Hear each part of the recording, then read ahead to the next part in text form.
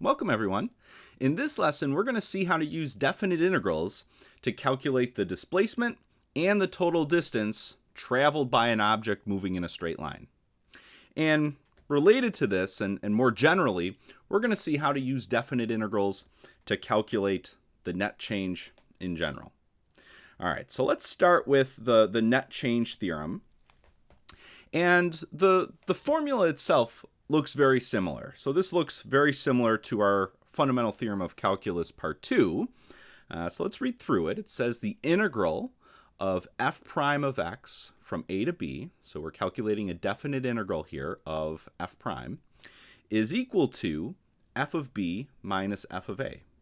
Really, this is nothing too new. The formula itself is not new here.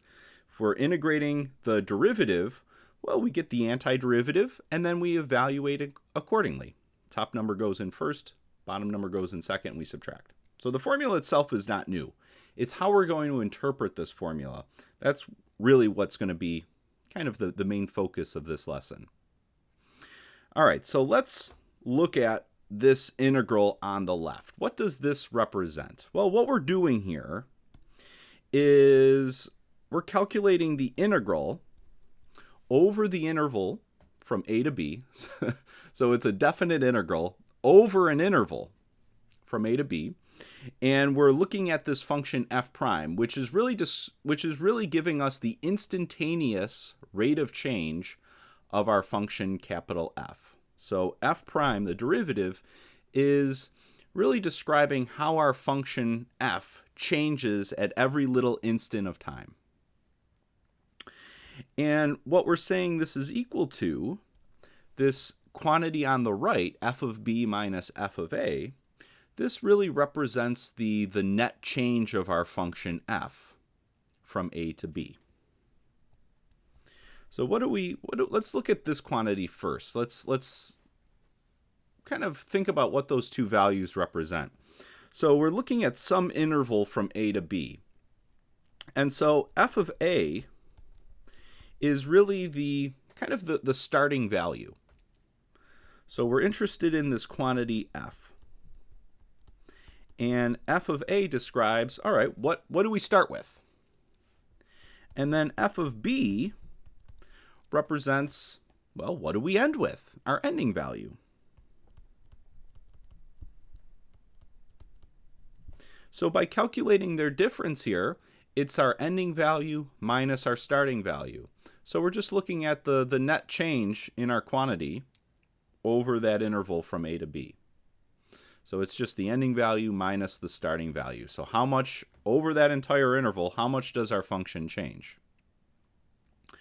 Well, now let's think about the left-hand side here. This is where more of the action's happening. So what's going on here on the left? Well, we're integrating f prime. So on the right side, this kind of describes the big picture. You know, what is the overall effect from a to b in our function? What we're doing on the left, though, is we're looking at function f prime. So that's describing all these tiny little changes in our function f. So f prime is describing all these little instantaneous changes in our function f. And what we're doing here with this integral is we're kind of adding up all those tiny little changes to our function f. So that integral on the left is describing the cumulative effect of all those little changes.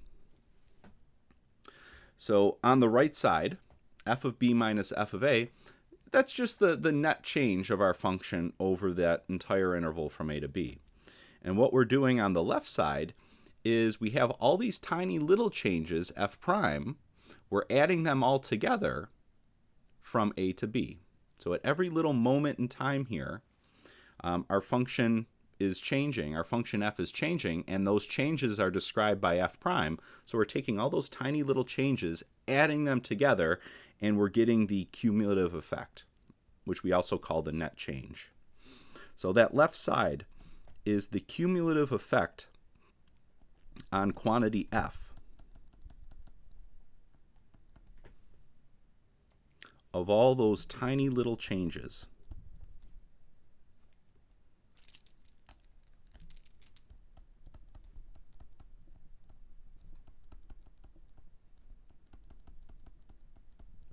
Instantaneous changes.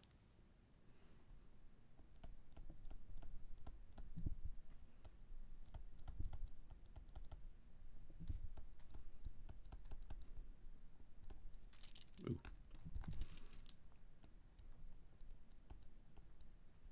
So all those tiny little changes described by our derivative f prime on the interval from a to b. So that's what this definite integral is doing. We have this derivative f prime, which is describing all these tiny little changes. We add all them together, and the result, according to this integral equation, the result of all those little tiny changes added together is just the overall effect. What happens to our function f? What's the net change? Our ending value minus our starting value. So it takes all those little changes, puts them all together, and then we just get the big picture. How does our function change going from a to b? And so one of the major examples we're going to be looking at is, and we'll spend quite a bit of time with this, is for motion in a straight line. So we know for motion in a straight line, we have a few different functions that we're interested in.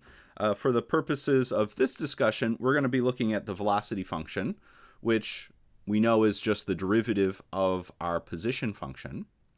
And so what this net change theorem says, if we write it according to our position function here, is that the integral of our velocity from a to b, which is really just the integral of our s prime function, derivative of our position from a to b, and that's equal to our ending position minus our starting position. So that's what this quantity here is. This is our ending position. So we have this object that's moving in a straight line, and this is where,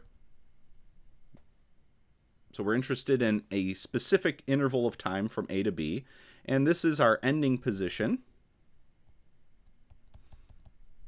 at time t equals b, and this is our starting position. And so what we're doing here, by calculating this difference, s of b minus s of a, is, let's draw a little diagram here. So we have motion in a straight line. So we have a straight line here, and let's say we have an object. So here's our object that's going to be moving around. And let's suppose this is where it starts.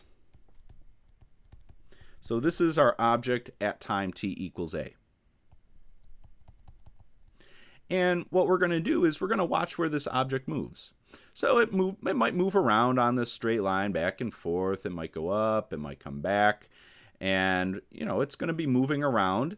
And for the purposes of just this quantity here, s of b minus s of a, all we're looking at is where it starts, and then it's going to be moving around, and then we're going to be looking at where it ends.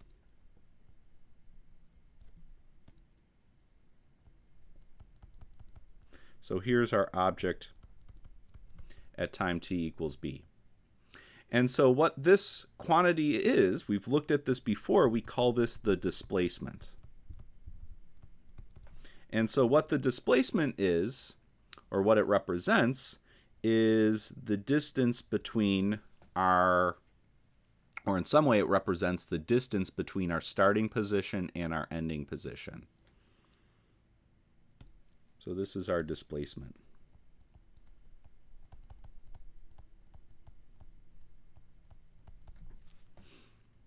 All right, so we're going to talk more about this motion in a straight line in a few minutes, but it's helpful to just think about what does this net change represent?